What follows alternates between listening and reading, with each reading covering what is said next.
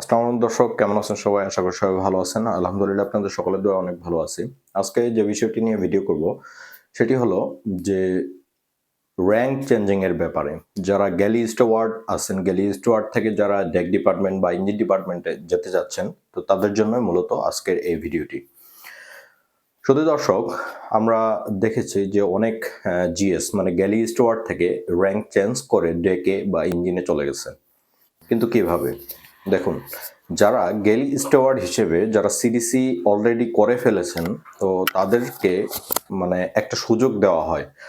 DG shipping থেকে একটা তালিকা প্রকাশ করা হয় যে এই কটার মধ্যে ১০০ জন বা ১৫০ জনকে র‍্যাংক চেঞ্জিং এর সুযোগ দেওয়া হবে, যারা গেলি স্টুয়ার্ডে আছেন। অনেকে গেলি স্টুয়ার্ডে দেখা যায় যে চাকরির সমস্যা হতে পারে বা বিভিন্ন কারণে অনেকে দেখা যায় যে ওই র‍্যাংকটি তাদের ভালো লাগে না।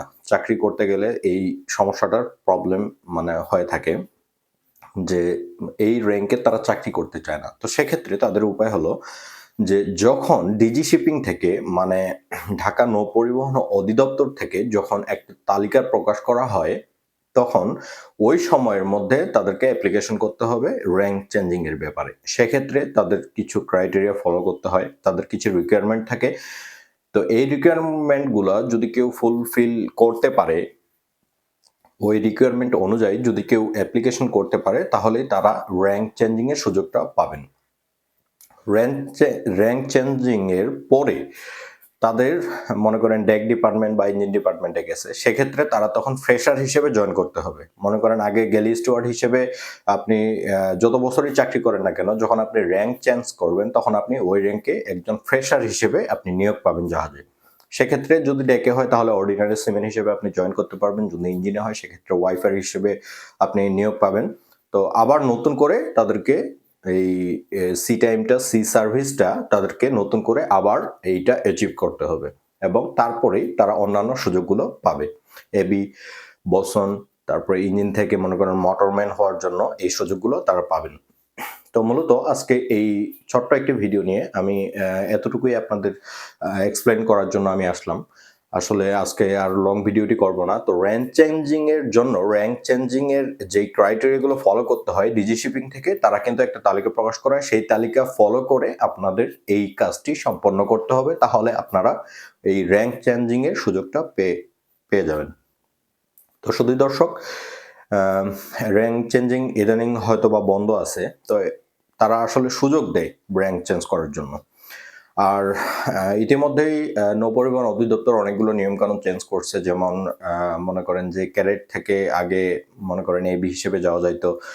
2/5 2/4 ওয়াস্কেপিং করে বাইরের যে শিপগুলোতে অ্যাবল সিমেন হিসেবে, বসন হিসেবে তারা জয়েন করতে পারতেন। বাট রিসেন্টলি এই জিনিসটা আর হচ্ছে না।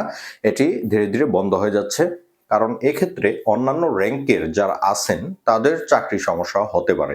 এই কারণে বাংলাদেশ নৌপরিবহন অধিদপ্তর একটি আ তালিকা প্রকাশ করেছিল গত কয়েক মাস আগে, কয়েক বছর আগে, যে 2/4, 2/5 ওয়াশকিপিং এই সার্টিফিকেটগুলো ক্যাডেট আর নিতে পারবে না। তো সেক্ষেত্রে আসলে আমাদের অনেক ভালো হয়ে গেছে যারা জুনিয়র র‍্যাংকে চাকরি করেন, যারা অ্যাবল সিমেন হিসেবে জাহাজে চাকরিরত থাকেন, যারা বসন হিসেবে চাকরি করেন, তাদের জন্য মূলত একটি ভালো খবর এটি।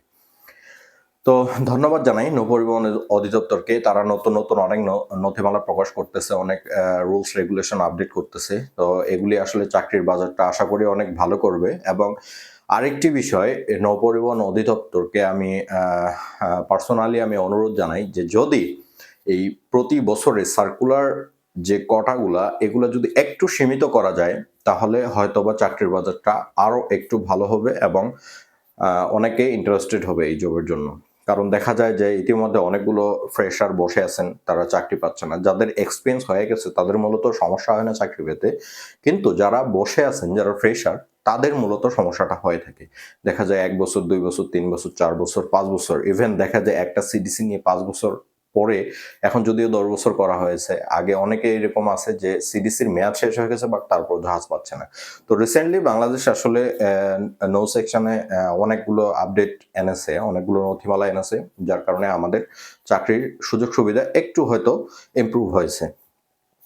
তো দর্শক, ভিডিওটি ভালো লেগে থাকলে অবশ্যই চ্যানেলটি সাবস্ক্রাইব করবেন। চ্যানেলটি সাবস্ক্রাইব করে আমার এই ভিডিওগুলো দেখার জন্য আমি আসলে সবাইকে আহ্বান জানাচ্ছি, কারণ এই মেরিন প্রফেশন সম্পর্কে নতুন নতুন তথ্য, নতুন নতুন ভিডিওগুলো আসলে কেউ আপলোড করতেছে না, যার কারণে অনেক মানুষ আমরা এখনো এই প্রফেশন সম্পর্কে জানি না অ্যাকচুয়ালি কিভাবে কি করতে হবে এই প্রফেশনে। তো এই জিনিসগুলোই আমি পার্ট টু পার্ট আপডেট করার জন্য, পার্ট টু পার্ট সবাইকে জানার জন্য আমি এই চ্যানেলটি খুলেছি। তো আমার সাবস্ক্রাইব করবেন, ফলো করবেন এবং লাইক, কমেন্ট, শেয়ার করে আমার চ্যানেলটির পাশে থাকবেন, আমাকে সাপোর্ট করবেন। আমি নতুন নতুন আরও ইনফরমেশন দেওয়ার জন্য আমি চেষ্টা করব। ভালো থাকবেন, সুস্থ থাকবেন। আসসালামু আলাইকুম।